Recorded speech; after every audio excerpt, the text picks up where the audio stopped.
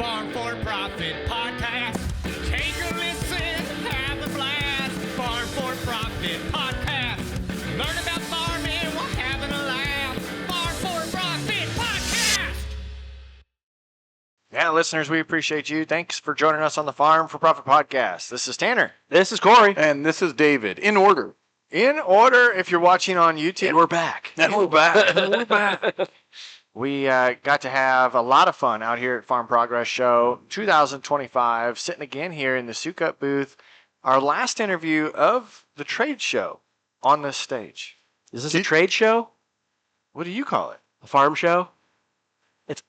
Is Trade farming show a seems trade? indoor. This is an outdoor farm show. Okay. And it's not a field day because it's multiple days. They've got field days. Yeah. I don't know. All I know is Tanner's sweating right now. Do you see him shaking? Like, I'm telling you, you're in front of What the do you mean? computer. Yeah, He doesn't have control of the helm. I was going to He's say, we sitting on fed that him. side. What else do we need? I don't I'm in know. front of the computer. I was waiting to see what direction that was going to go as well. You know, it's like they said yesterday. On the farm, you should be able to do every job. Even if should. that's not your job, you should know. We wanted the CEOs to So it's sit like, together. next up. That's the C-suite. This is the dumb kids. Yeah, Right here. there we go. Yeah. So- No, that's not the case at all. Listeners, don't listen to them. But thank you for listening to us. We always appreciate your suggestions, feedback. That way we can get guests and topics lined up. Farm for Profit LLC at gmail.com, 515-206-207-9640. What'd you put in my tea? I did nothing. I was going to say, we fed you. I got it. You got Gatorade in there if you need it. It's been a great show. Has been a Yeah. fantastic show. We always appreciate you folks that listen, giving us feedback on the topics that we cover, because there'll be more shows for us to come, more opportunities to meet you. Thanks for coming and saying hi. But we're going to kind of take a format and blend our two shows together for this one. We're going to talk a little bit about leadership, and we're going to get to know a person kind of in our Farm for Fun style, all at the same time. I love that. Those are the best. If he hasn't zoomed in on me this whole time, you've been seeing our guest for today, Tom Mangan. Did I say that right? Mangan, yep, you Mangan. got it. You got to throw it's almost like mango. It just Mangan. That's exactly how I tell people. Is how to it pronounce really? That's perfect, yeah. Is that your nickname? It has been. Mango? Amongst other less flattering ones, but yep. That's I want to one. know what those are. Yeah. We might pull something that no one at Sukup knows. Next year in Boone, let's do it. Okay. Oh, that's a great idea. And the significance of the interview today is because of your future position. But before we get into that, why don't you tell our listeners about Little Tom, what your background was, and what you've been up to? Sure, yeah. I'll start at the beginning. I grew up in northwest Iowa, kind of a rural area of the state there in a small town called Cherokee. Born and raised there. Went to Iowa State, like a lot of good Sukup employees have. Yeah. We love our Hawkeye employees too. I often tell people they're our best employees because you really got to be showing something to Right. get employed and to stay employed as a Hawkeye fan. But no, they're Harvest season is here, and so is your competitive advantage. That's right. The Estes XPR3 concaves are a total game changer. Think one concave, all crops, no bands, no switching. From wheat to corn, soybeans, you're rolling non-stop. Backed by their patented technology with 250% more threshing surface, you get cleaner grain, fewer fines, and beast-level capacity, all without trading combines. If you're interested, visit EstesPerformanceConcaves.com to upgrade your combine today. Estes XPR3, harvest smarter, faster, and better.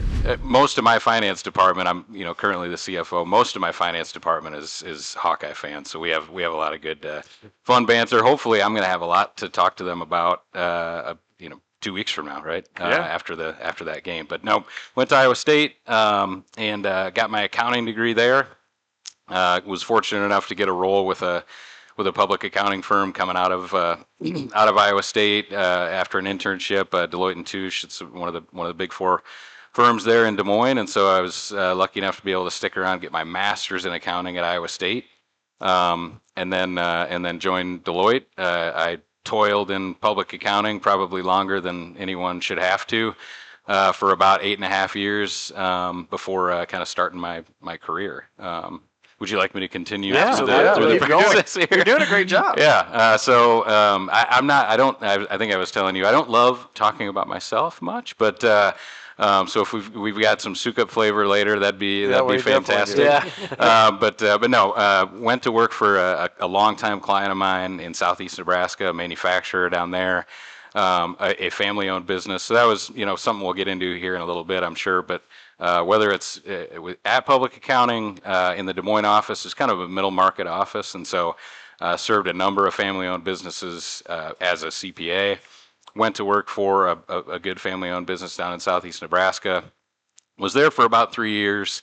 My wife wanted to get back to God's country in Iowa, and so made it back to Iowa, where I had an opportunity to be the controller for another one of my former clients at Deloitte, and that'd be Fairway. A lot of people know Fairway, the regional grocery store chain.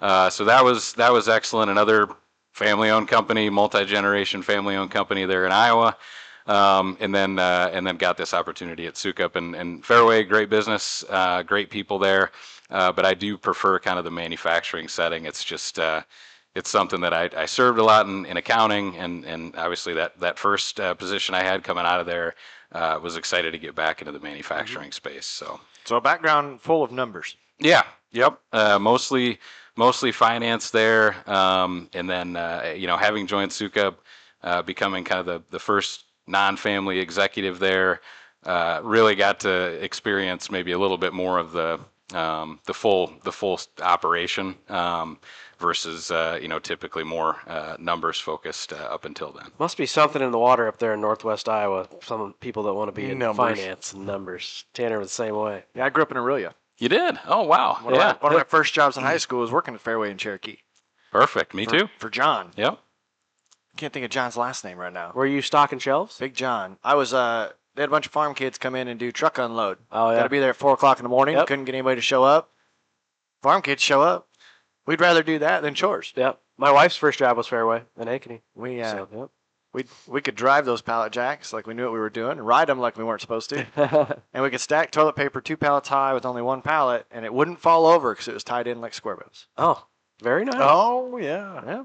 Yeah. The funny I thing. like square bales. The funny thing was that when I went back to work for Fairway, we were kind of sitting in the room, and the thing with the first couple of stops I had after accounting is they kind of knew what they were getting. I had served them as an accountant, and so the interview was not all that strenuous. And so we were kind of sitting around, and they said, "You know what? We better go check your little card to make sure that when you left in high school, you actually left in good standing." So yes, thankfully I thought I had, but It just but makes you wonder. Yeah, that's what the card said too. So we were in good shape. Yep. Growing up in Cherokee, did you have any background in agriculture or manufacturing? I had some relatives and some close friends who were out on the farm. I was on the edge of town, Yep. and so yeah, it's kind of ingrained in everybody up there. So some experience with it, but not direct on farm. In at least back in Cherokee. Well, I live in town, and it's a small town of Slater. Like it's not town. Yeah. Right. It's a agriculture. It's a community. You know, it's pretty cool. Yeah. Yep. Yeah. So do you have kids?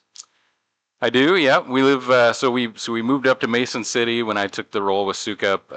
Actually, I started with Sukup on April 6th of 2020, and so it was an interesting time to make a career change. Came in, got my computer, and then went home for about 6 weeks with everybody else. But That would be an experience. it was. Thank you for joining the team. Go away. Yeah, pretty unique onboarding experience. But I had a lot of help from some of the family there, to kind of get me onboarded, even if it was via Zoom. But moved to Mason City just a couple of months after that. Moved the whole family there. And so we've got now I've got a daughter who is going to turn 13 here in just a couple of days. Okay.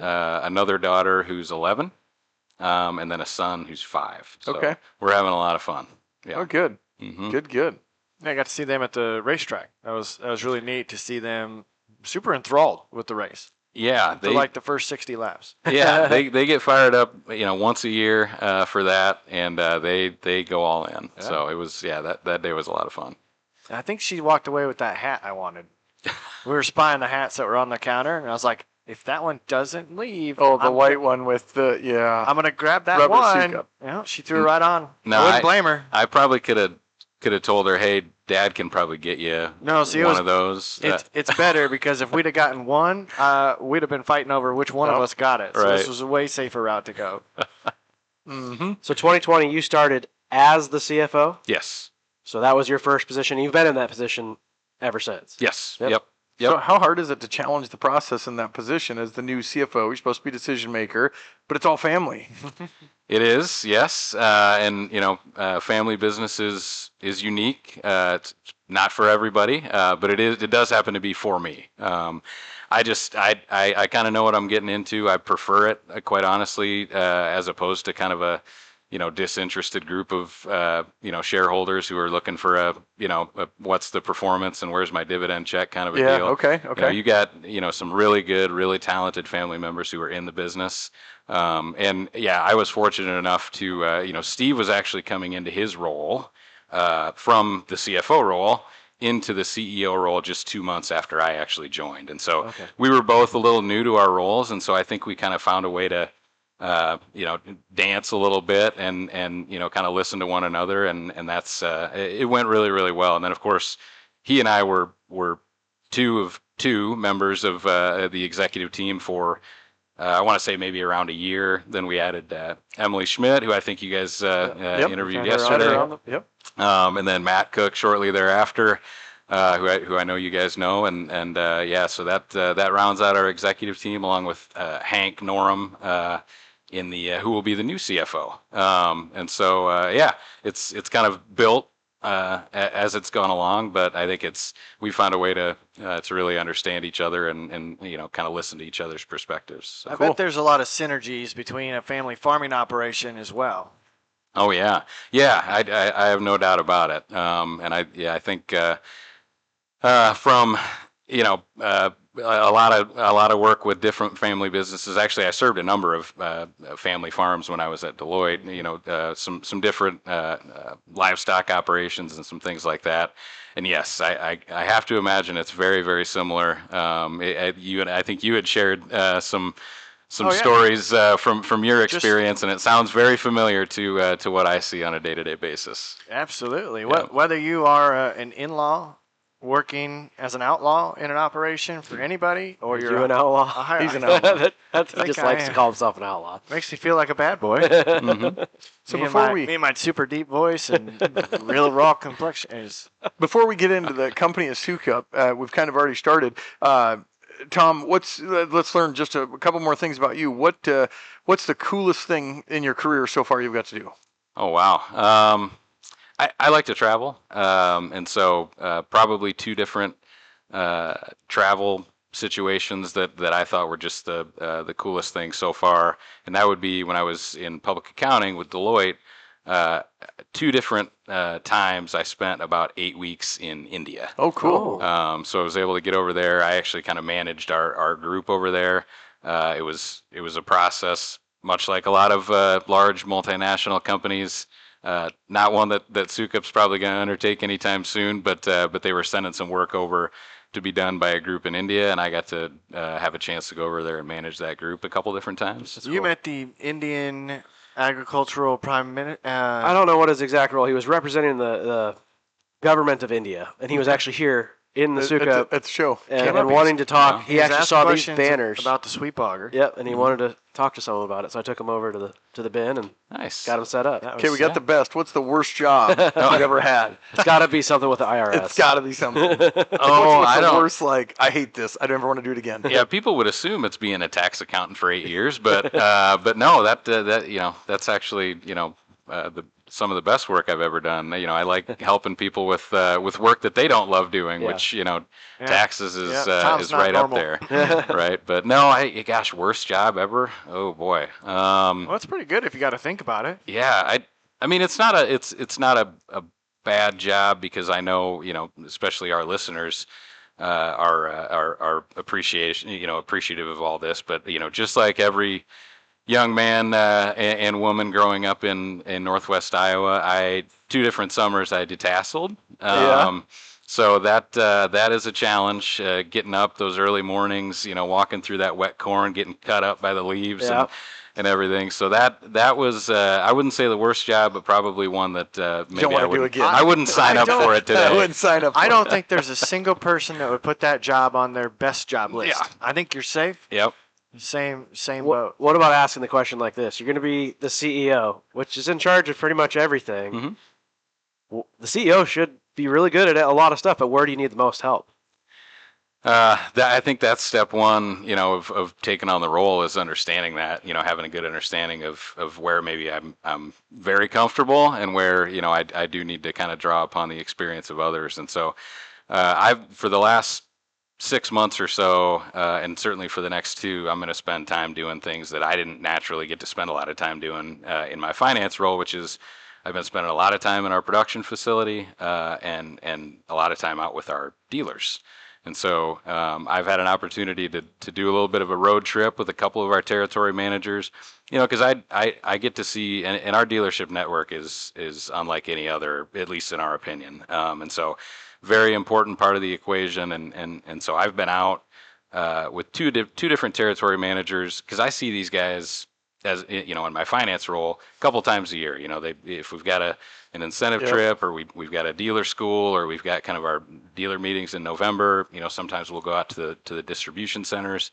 But I think it hits a little different when you go out and visit them at their place. And so that's something that we've been trying to do here over the past couple months and what we'll continue to do as well. Being in finance, it sounds like your entire career has been shaped around finance and numbers, and you went up, and like CFO is the top of that. Mm-hmm. So now it's almost like a lateral transfer over. That seems I think scary it's to a me. step down. Yeah, it seems scary to me. Like you're at the top. to a numbers guy. You're at it's a the step top down. of your game. Yeah. Why make the move? You know what? It's a new challenge, and it's one that I would say there is that ascension in the finance area. But what the last 5 years have allowed me to realize and understand is that there's a lot of different parts of the business that I have a lot of interest in, and so that's really going to be the challenge. I mean, Corey, to your previous question as well, it's like, how do I take my hands out of the finance situation? Yeah. Because that's sometimes when you're uncomfortable, your natural inclination is to kind of Find what go is comfortable back to again. the comfortable piece of it. And so, like I said, Hank Norum, he's been with our company for almost 2 years now. Lucky enough to have somebody with a nice finance background to be able to take on that role. So he's going to be able to kind of slap my hand every time I try to Grab maybe a cookie out of the cookie yeah, jar. get too interested in that. So no, that's one that like I said, more the production side, the sales side, like we've been doing here over the past few months, and engineering and all those other areas of the business that I need to draw upon. I want the to talk about experience. that a little bit more because I think that's something that our listeners can relate to. Were you able to watch Steve when he transitioned out of the CFO role into CEO to kind of reflect back on that? Because we've got a lot of multi-generational farms, and when dad or grandpa starts to step out, how do you keep your hands out of it? Yeah. So fortunately, I have been able to kind of watch that progress. And Steve, I don't know if, I'm sure you guys have probably gathered Steve's background, over the years. Steve doesn't actually have a finance background, but he's very understanding of finance in general and all those things. So he was more than happy, rolling out of his CFO role to let me come in and kind of really because really this business, and I think, he's said it a number of different times, I think we've grown faster than our professional staff has grown in a lot of ways. And so I think it was a perfect time for him, with maybe a little bit less of the CPA, public accounting type background, to roll into that new role and have me come in and really get my arms around kind of professionalizing the finance area of the business. And so it was, I would say, fairly natural. But really, you mentioned Steve and his leadership and kind of his transition into it. He and I have been, looking for commonalities of what that transition looks like. But at the end of the day, Steve is just naturally going to be a different leader than I am. Now, hopefully you can take two paths to success here. But he came in with he's able to run a torch when he was in 6th grade, and he's been in the plant, and he's been doing all these things for decades and decades. And so, he's got a little bit different mindset when he's taking on the leadership of the company. Me, I'm going to have to draw upon folks like my executive team, which I'm happy to report is going to be fully intact. Moving through this transition. And so, using them and on down through the company to kind of really, draw upon a lot of that experience. And you kind of touched on it. I think Hank being there for a couple of years, having a comfort level, a level of trust is probably going to help with that as well. But it's going to be another challenge for Steve, because doesn't he move to the board? Yep. Steve will still be my boss. He's still going to be your boss, yep. but he's got to let you do your thing. He does, and we're going to see how that goes. No, he and I have had lots of conversations. Fortunately, I mean, we've kind of known about this for a little bit longer than the rest of the world has known about it. So he and I have really had a lot of conversations to figure out what that's going to look like post-transition. And I've told him, Steve's got a lot of different interests. You guys know Steve. I've told him, it might be one of those things where I have to say, Steve, hey, I need you to. I'm calling in the righty here. I need you to come in and maybe be a fly on the wall for a conversation or something. So no, it'll be good. But yeah, you'll have to ask him how he feels about that transition. I think he'll be natural to it. He is at pretty much everything he does, and so I think it'll be great. We were going to ask him a couple of questions yesterday, just didn't get the time to do that. We got a fun one that we want to jab him with. We might do it at the Iowa State game. Yeah, I was surprised to hear that there was a new CEO coming in, because Steve had just come in 2020. And if he was there, I don't know the answer to this. Is there like a common, everybody does 5 years? Has that been a Sukup brand type deal? Charles, Steve, yourself. Was there like a 5-year term and then out, or did most people stay CEO for 20 years? Yeah, I think it varies. As you guys probably are well aware of kind of the progression for Sukup. So Eugene did it for a long time, right? Mm-hmm. Charles was kind of mid 90s, late 90s, I believe, through 2020 when Steve took over. Just one of those things where, Eugene and Charles were quite a ways away from each other in age, and so that kind of allowed that to happen. I know Steve had some other interests at that time. He was in our state legislature. Yeah. He was doing lots of those things, and so I think it was kind of a natural fit there. And then that's just the nature of Steve and Charles are that close in age to where he's got it for 5 years, and he's kind of at that point. And so that's kind of how it all went. But to be honest with you, I'm hoping that I get to do it for more than 5 years. I was going to say, like 25, 30 years. Tom's coming in here. He's not letting go. He's like, screw this. I'm retiring. It's my job, bud. Yeah. I imagine you were surprised that you got the opportunity for this, right? When you came on in 2020 as a CFO, and it's a family business, it's only ever been family CEOs. You probably never thought that this would come to fruition. Yeah, it's funny how things work out. Yeah. But I do think kind of where we are in the business with, there's some folks on either side of the family who are either in and out of the business. We've got some great talented people on the executive team in the family that are doing, what they love to do. And so this is kind of the way that I think it worked out the best for the business. So let's make it a job interview for the Sukup listeners that listen. What's your best skills? What are you bringing to the table that's awesome about you? Of course, finance, but what are some others? Probably Excel. Yeah. Excel. Yeah. It's beyond Excel.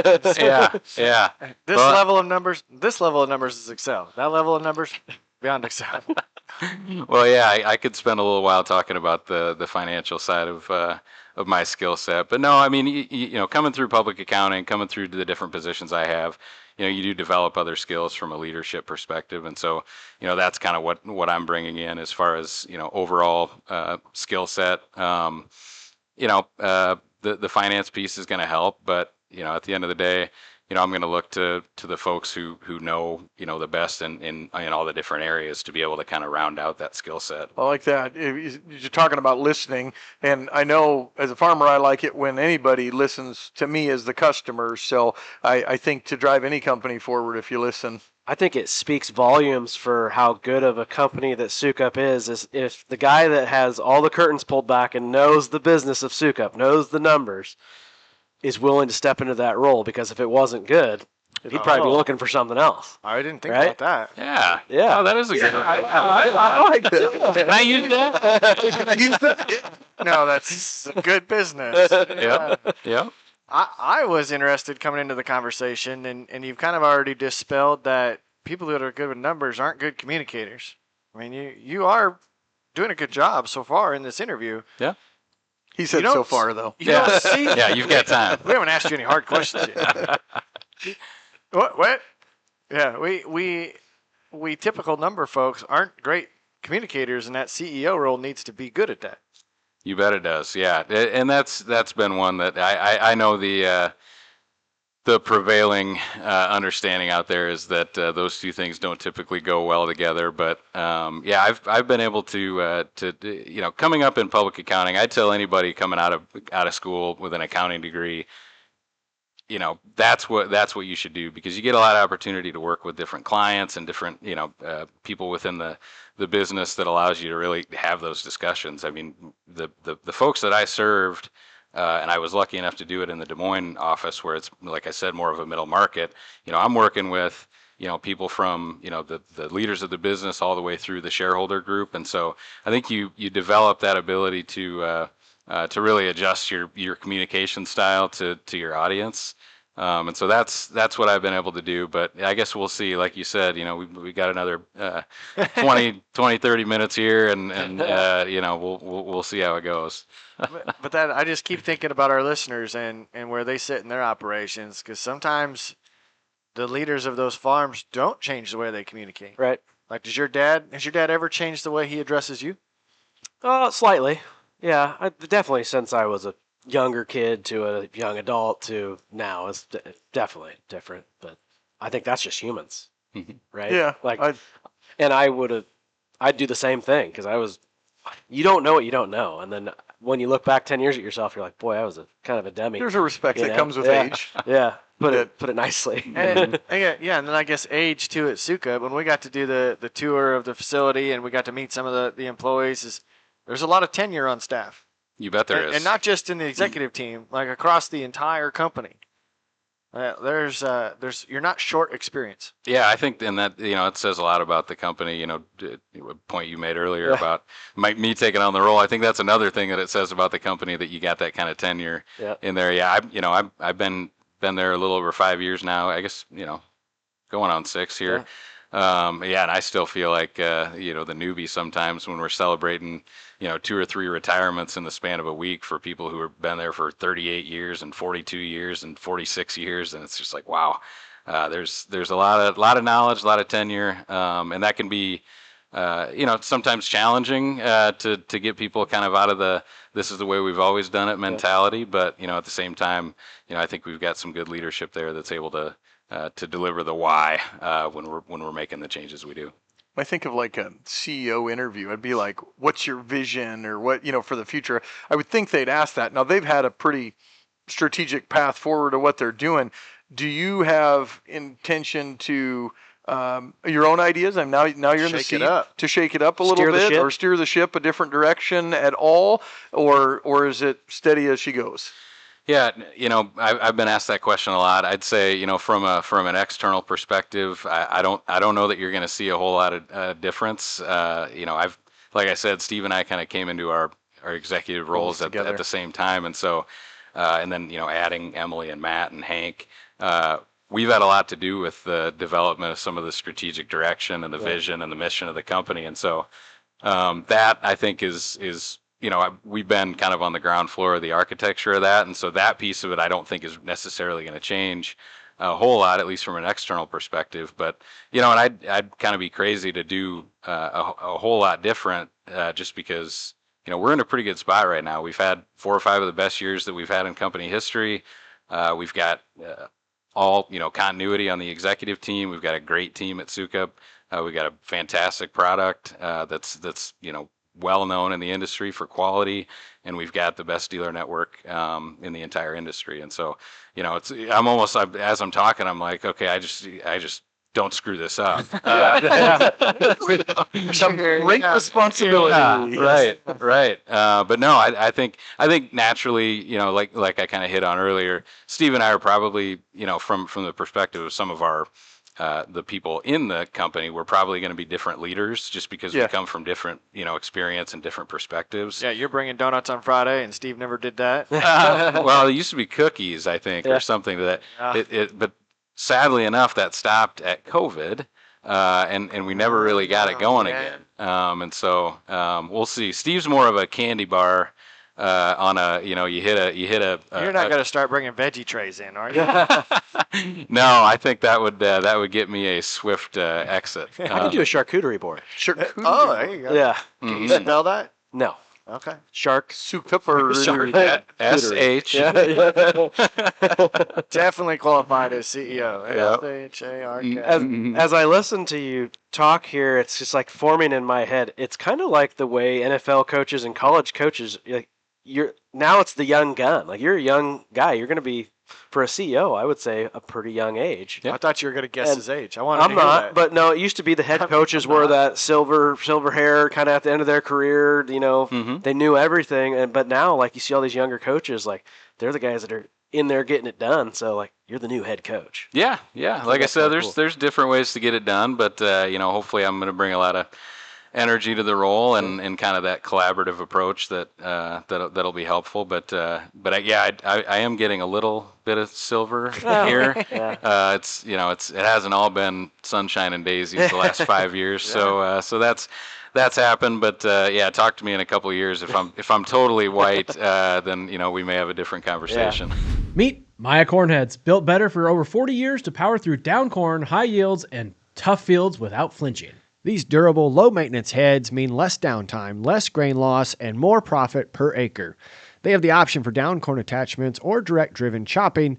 They ensure that your combine will move smoothly, fast, and full at all times. Don't just harvest your fields, conquer them. Visit MayaCornheads.com to find the dealer near you. Do you feel a pressure being the first non-family CEO? Yeah, I suppose. I mean, there's a little bit that comes with that, mostly just because folks say, you know, like you guys, you know, have some concern about it and ask me about it. I don't have any concern. No, I'm not. But no, I know that kind of the natural perception on a couple of things. You know, finance guy coming in, you know, how's that going to be, or non-family. But, you know, like I said, from the beginning of my career, for the first 9 years, I served a multitude of family-owned businesses. This is the third one that I've worked for.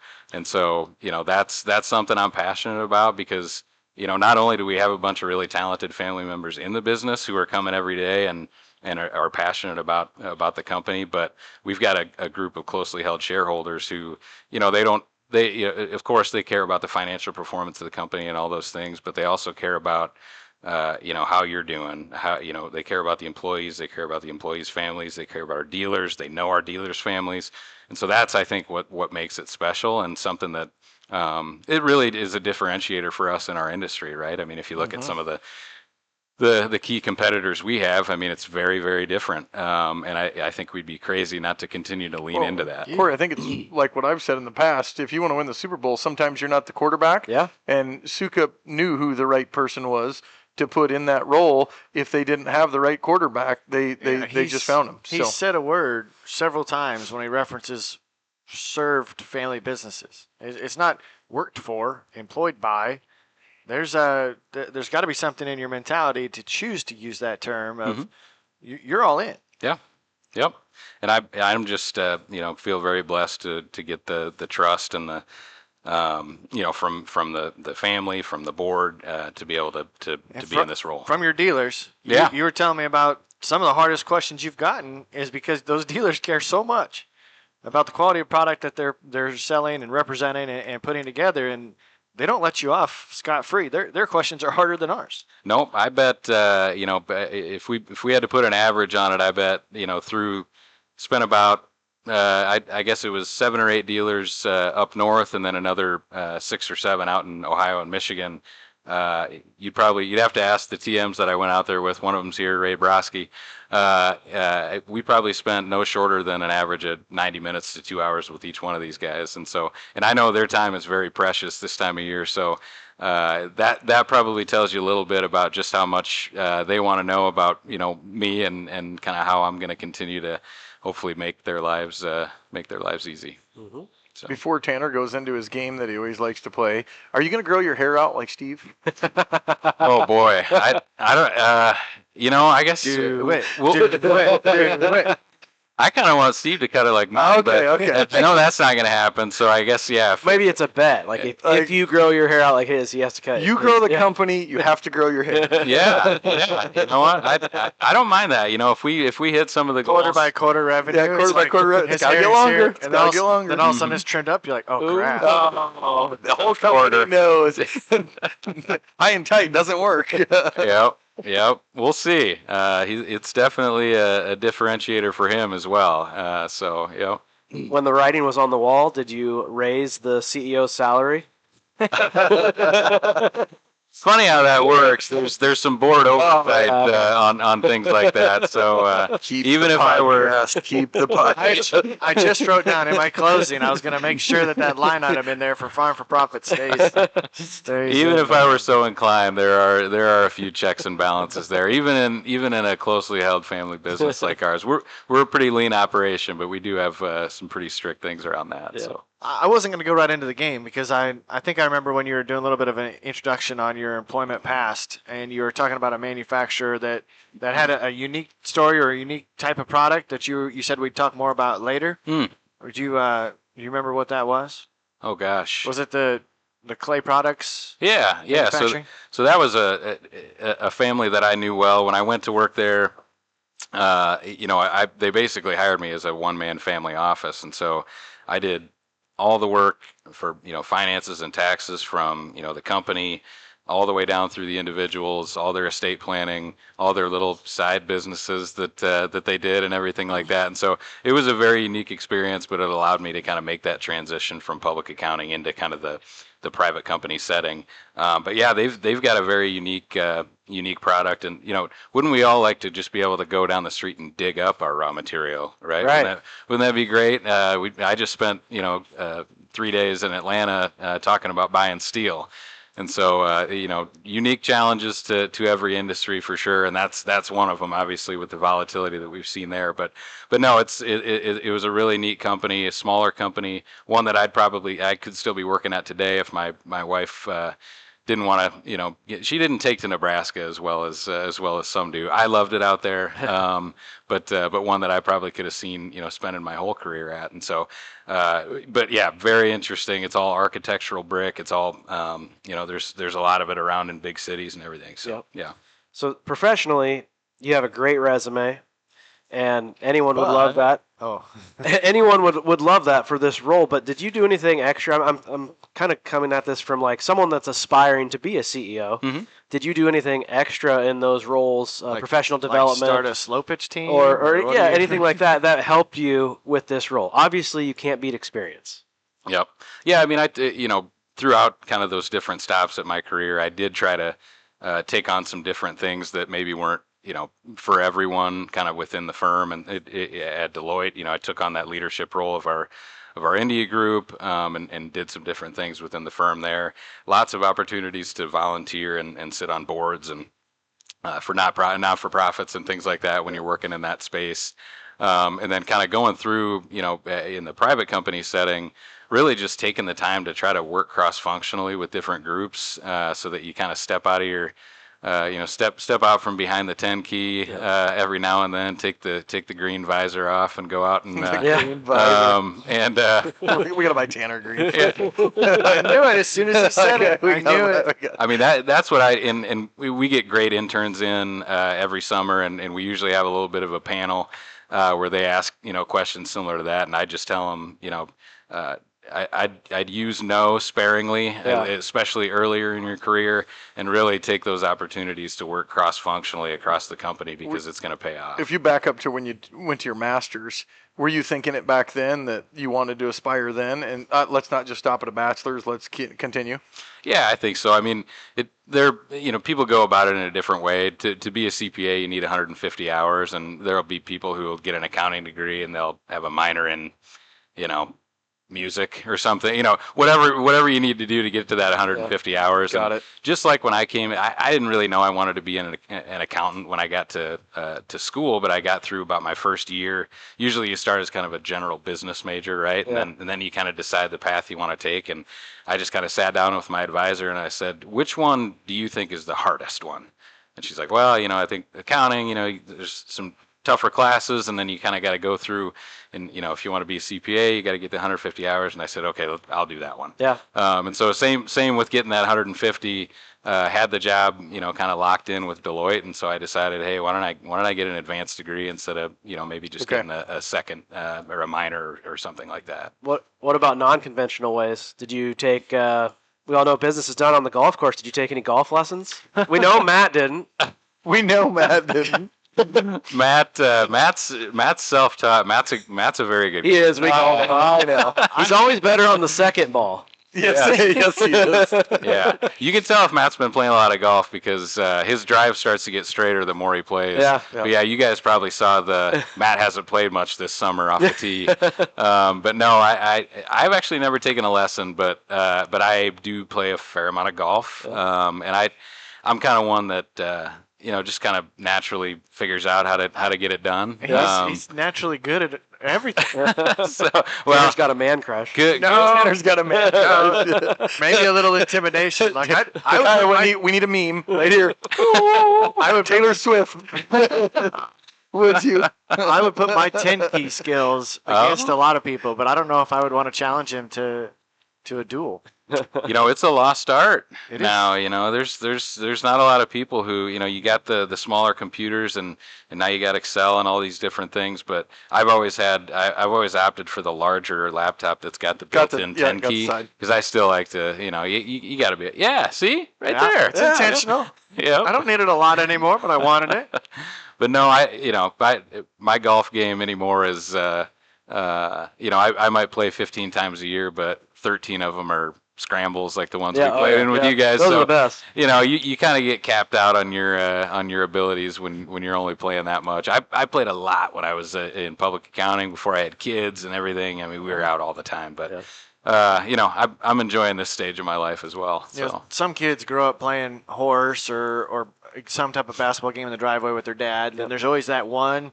Most of the time, that one day to where the son surpasses dad's abilities. That was like me and my mom on 10-key races. Like she's super fast, super good at it, and I think there was a time I peaked because I don't do it as often as I used to. Wow, you are a nerd. Special. Special, yeah, you are special. I am. Well, that's good. This has been a pleasure. The fun part for me is I took the being good at numbers stereotype, not good at communicating way too seriously, and put 2 games on this list to play, and we didn't even need to play any of it. So no, I'm excited to see what this brings. Excited for October, probably when this show is going to air for that transition of leadership, and to continue to work with Sukup long into the future. What plant that seed before we close? Maybe you haven't had a platform. I'm hoping all the Sukup employees listen to us and they'll see this. Do you have a message that you've give them a powwow meeting already, or can you do that now? This is what I want our company to know. Be good. Do good. Be better. Is there a message? Yeah, a big spoiler alert. Yeah. That's true.